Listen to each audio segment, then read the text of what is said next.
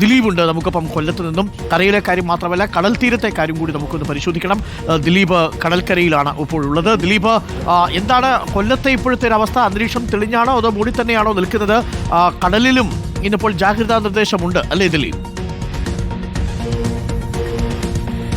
തീർച്ചയായിട്ടും ഡോക്ടർ അരുൺകുമാർ, കൊല്ലത്ത് മഴ ഇടവിട്ട് പെയ്യുകയാണ്. കൊല്ലത്തിൻ്റെ കിഴക്കൻ മേഖലകളിൽ ഇന്നലെ രാത്രി അതിശക്തമായ മഴയുണ്ടായിരുന്നു. കൊട്ടാരക്കര ഗണപതി ക്ഷേത്രത്തിൻ്റെ പാർക്കിങ്ങിൻ്റെ പന്തലടക്കം കാറ്റിൽ പറന്നു പോകുകയും പുനലൂർ റോട്ടിൽ മരം കടപുഴകി വീഴുകയും ചെയ്തു. കൂടാതെ കരുനാഗപ്പള്ളിയിൽ സമാനമായ രീതിയിൽ തഴവയിൽ മരം വീണു. ഇപ്പോൾ ഞാൻ നിൽക്കുന്നത് വാടി കടപ്പുറത്താണ്. എൻ്റെ പിന്നിൽ കാണുന്നത് ഇവിടെ വലിയ മത്സ്യബന്ധന വെള്ളങ്ങളെല്ലാം തന്നെ കൊണ്ടുവന്നിട്ടുണ്ട്. അതായത് മഴ ശക്തമാകുകയാണെങ്കിൽ തിരമാല ശക്തമാകാനുള്ള സാധ്യതയുണ്ട്. അതുകൊണ്ട് കടലിൽ പോകരുതെന്നുള്ളൊരു നിർദ്ദേശം മത്സ്യത്തൊഴിലാളികൾക്ക് നൽകിയിരുന്നു. അതിൻ്റെ ഭാഗമായിട്ടാണ് ഇപ്പോൾ എല്ലാ വെള്ളങ്ങളും കരയ്ക്കടുപ്പിച്ച് മത്സ്യത്തൊഴിലാളികൾ ഉള്ളത്.